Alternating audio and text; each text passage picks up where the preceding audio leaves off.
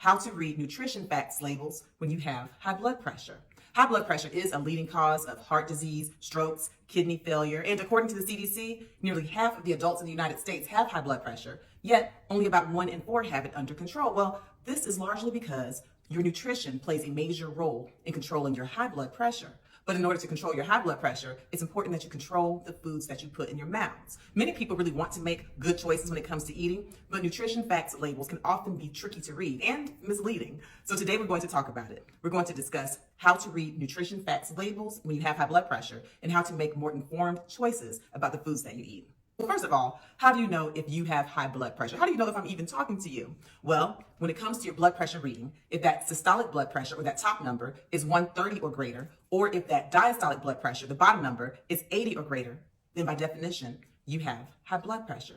Please be sure to watch my video on 10 foods to avoid if you have high blood pressure after you finish watching this video. Hypertension is the second leading cause of me putting patients on dialysis in my nephrology clinic, my kidney clinic. So it's a big deal. The wonderful thing is that you do have some control when it comes to managing your high blood pressure, and it largely is in your nutrition. So let's talk about it. Let's talk about how to read these nutrition facts labels when you have high blood pressure. Let's talk about which facts are actually on these labels. When you pick up a nutrition facts label and start reading it, you're going to see the serving size, calories, total fat, saturated fats, cholesterol. You'll also see the sodium. That's important. You'll see dietary fibers, sugars, proteins, total carbohydrates. So these are all the things that we'll be touching on today and very important facts when it comes to managing your high blood pressure. Let's start with that serving size because that's really the key. You want to know what the company deems a serving so you can compare it with what you think of as a serving. Because a lot of times you may think a serving is much, much bigger than what they are allotting in their serving size, and you may think that you're taking in much less sodium, much less calories than you actually are. Case in point, let's take a look at a can of some greens, a can of collard greens, which typically when you think about collard greens, you think, oh, that's pretty healthy. So there's a can, you see the size of it, okay? It's probably about 3 cups, a little over 3 cups. Well, in this can of collard greens, they're pre-prepared, they have sodium, and they have 750 milligrams of sodium per serving. Now, if you're deciding you want to have like a vegetarian lunch, you may go ahead and heat up and eat that whole can and think, okay, it's a vegetable, it's healthy, hey, that's great. And you look at the serving size and you're like, not so sure about that, but it only has 750 milligrams of sodium per serving. Now, mind you, according to the American Heart Association, most adults should be having less than 1,500 milligrams of sodium per day. So you look, you say, okay, 750 milligrams of sodium. But let's talk about the serving size. In this one can of greens, there are 6.5 servings. Now, you know that's not really probably what you think of as a serving, okay? But there are 6.5 servings. So if you multiply that out, the 6.5 servings times the 750 milligrams per serving, you're talking about over 4,800 milligrams of sodium just in this one can of what you thought were healthy greens. The point is, if you don't dissect out the serving size, you'll have difficulty. So when you look at the serving size, make sure that for each nutrition fact that you look at, you go back and you multiply it out, and so that you're not underestimating whatever nutrition you're taking in. Sodium. If you have high blood pressure, you definitely want to have low sodium. Again, the American Heart Association recommends that most adults have less than 1,500 milligrams of sodium per day. So make sure that when you're looking at the labels, try to find foods that say low sodium or no sodium added, and still go in, look at the serving size, look at the sodium in order to maintain a proper amount of sodium in your diet. Calories. When you're looking at the nutrition labels, try to take in foods that are low in calories. Now, consult with your physician or your dietitian to find out what's recommended for you. But when you're eating foods that are high in calories, that can lead to weight gain, which can contribute to you being a person living with obesity, which of course can put you at higher risk for high blood pressure. Let's say you have a sweet tooth and you want to grab some of these sandwich cookies. You know, those little cookies with the cream in the middle, and you may grab a 6-pack of cookies.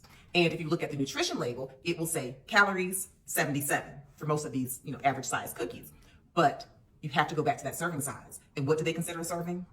1 cookie. You know good and well you're going to eat more than 1 cookie. So then you have to multiply it out. If you're planning on eating all 6 of those cookies, which is probably not a good idea, that's 77 times the 6 cookies, and you're up to almost 500 calories. So make sure that if you're a person with high blood pressure, you try to maintain low calorie foods so that you can maintain a low or a normal blood pressure. Potassium is a mineral, a wonderful mineral actually, which can actually help to lower blood pressure because the more potassium you take in, the more sodium or salt you urinate out, and that can help with your blood pressure. The average healthy American, according to the USDA, should have 4.7 grams of potassium per day. Now, there is a caveat to this. If you have advanced kidney disease or chronic kidney disease, you may actually have to limit the potassium in your diet because if your kidneys are not working properly, you may not be able to excrete or get rid of potassium in the way that you should, and you may be limited to 2 grams of potassium or less. Be sure to consult with your physician. But for healthy adults who have no issues with potassium excretion, or if you're not taking a medicine that will cause you high potassium, then the average healthy adult should have 4.7 grams of potassium per day. And this high potassium diet can help you to lower your blood pressure naturally.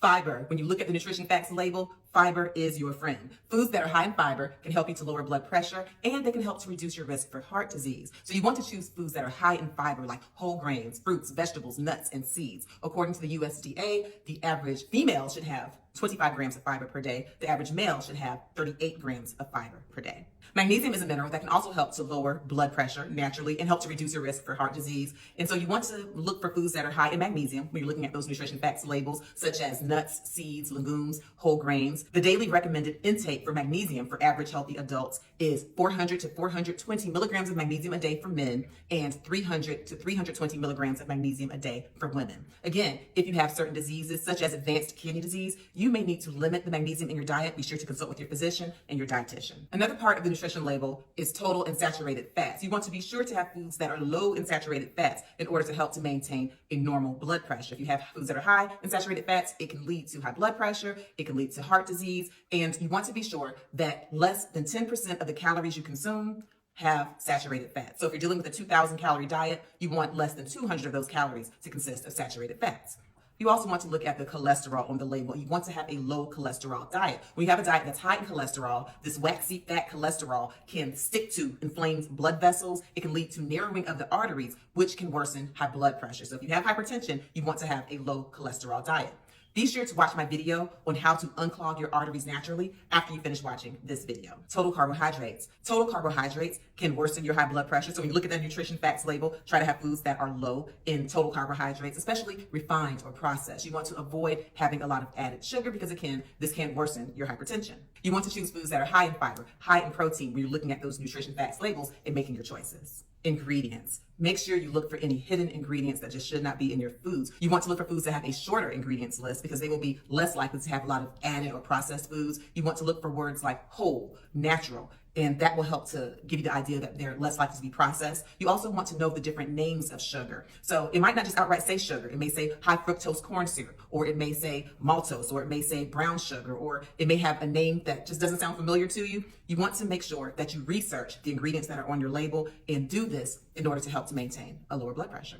So as you can see, being a nutrition facts label watcher is very important in managing your blood pressure. It can be tricky. The labels can be misleading. Make sure you always look at those serving sizes and take that extra step to do the math so that you know that what you're ingesting is actually good for your blood pressure. Be sure to consult with your physician and your dietitian to find out what nutrition quantities are proper for you.